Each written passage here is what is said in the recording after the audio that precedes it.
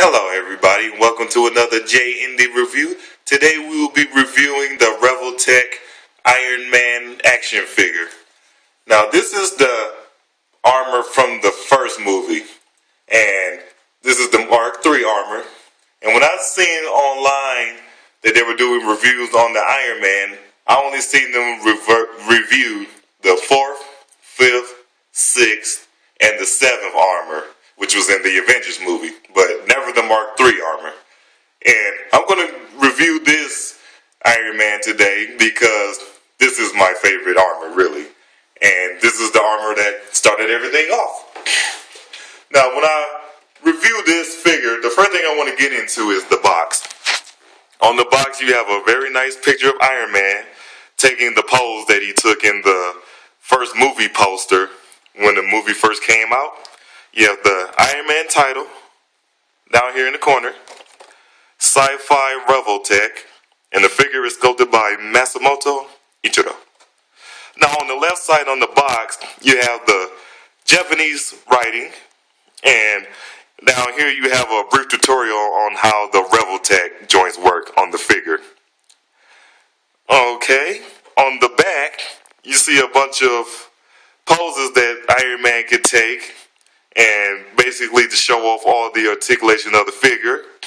And it also tells you about the accessories that come with the figure, which we're going to get into in just a moment. On this side, a poster picture of Iron Man yet again. On the top, Sci-Fi Revoltech, sculpted by Masamoto Ichiro. Now on the bottom, they show you how to work the Revoltech joints on this figure, which if you own the Japanese figure, you really don't need to understand or need a tutorial on how the joints work. If you had a highly articulated figure, you wouldn't really need to pay attention to that. Now on the inside of the box where the figure is held, you have some more goodies, which is some movie stills from the first Iron Man movie, a bunch of Japanese writing, which I'm pretty sure gives you some fun facts about the movie, and a bio that makes you want to watch the movie and buy the figure. Now, with that being the end of the box, let's move on to the figure, shall we? Now, the first thing I love about this figure, and you will probably love when you bring it out the box, is the amazing paint job. Getting into the paint job, the paint is very nice. It gives you that cranberry red color, or that hot rod red color that Tony Stark says in the movie. And the gold is nice too. It pops right along with the red, and it makes it look really nice. You can almost see yourself in the paint. This paint is just that shiny. You really have to see it for yourself as opposed to seeing it on camera. You got that nice deep red, which is just lovely.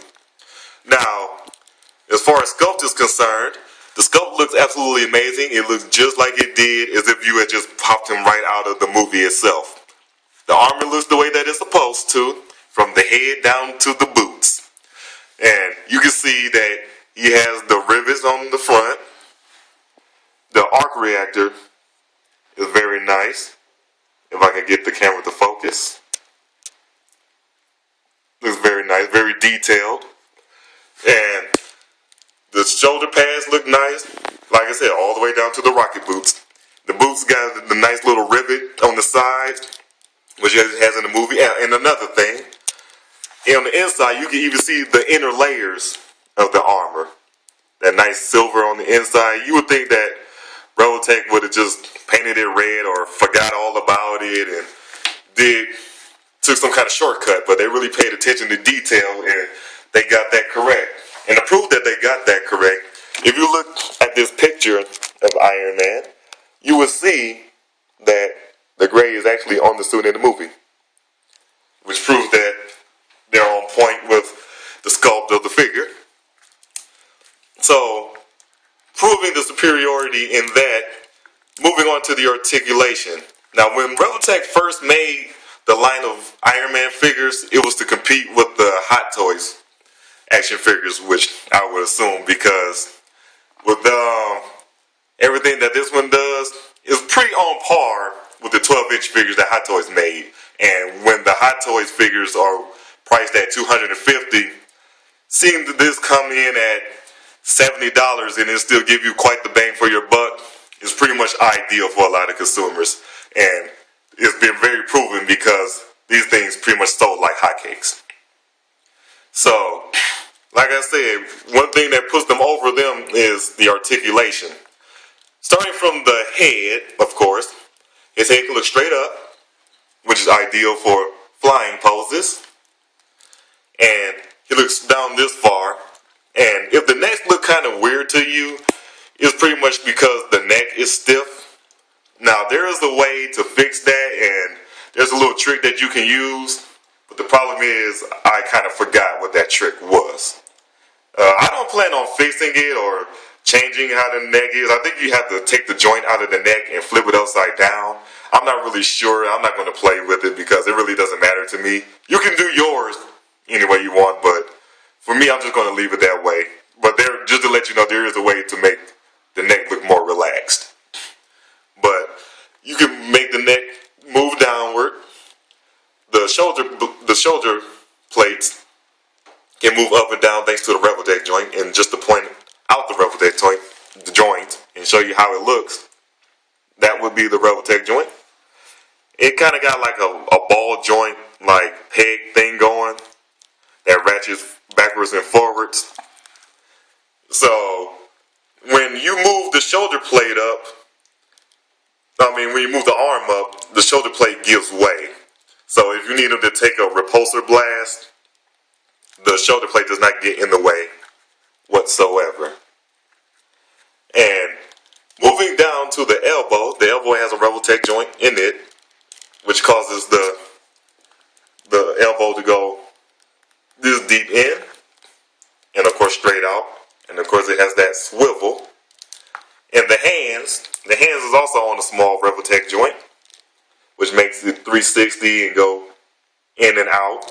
And if you're worried about the hand guard, you really don't have to because the hand guard can bend. So when you're taking your repulsor pose, it does not get in the way at all.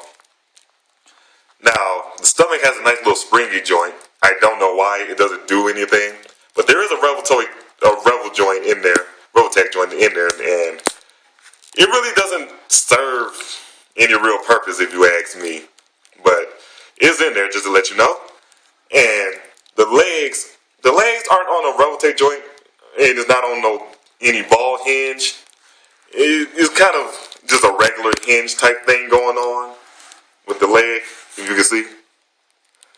So, some say that it came from the DC Direct line. I'm not really sure. I never owned a DC Direct figure, so I'm just going to have to take their word for it. As a result, the leg can go out this far, forward, and it can go outward this way. And of course, it got the swivel so that you can move it around. And the knees have a double ratchet joint, which can bend this far inward. And it can also move this way, mainly because of, like I said, the double Revoltech joints right there. So if you need him to look like he was posing inside the donut from the second movie, you can do that. Just to show you, you can set him like that. And it looks like he was in the donut, or Tony just can't get up from a wild night of drinking. If you know Tony Stark, you know that's pretty much what he does. I don't have to explain them to you if you've seen the movie. So, and like I said, down to the feet, it goes this far forward, this far backwards. And the foot has a plate, this foot plate, which if you want him to take this type of pose, he can do so. And it's nice to see the sculpt and the articulation go hand in hand that way. I love it when that happens. And it doesn't have too much of a pivot though, which in my opinion is kind of bad because it makes Iron Man kind of hard to stand. But pretty much that's the end of the articulation. Now to move on to his accessories. Iron Man comes with interchangeable hands, which would be the flight hands. People call these the repulsor hands, but that's not true. The repulsor hands are pretty much on him which also double as relaxed hands. 2 fist hands, like such. You can pluck those on them. And what set this Iron Man apart from the other figures is the alternate head, which would be the Tony Stark head. Does it look just like Tony Stark? From the movie, kind of. It looks more like an anime Tony Stark head. It kind of looks like Robert Downey Jr., just in anime form. But that's nice if you want to stick that on there. Also, he comes with the Iron Man marquette. It says Iron Man Mark III from the Iron Man movie 2008.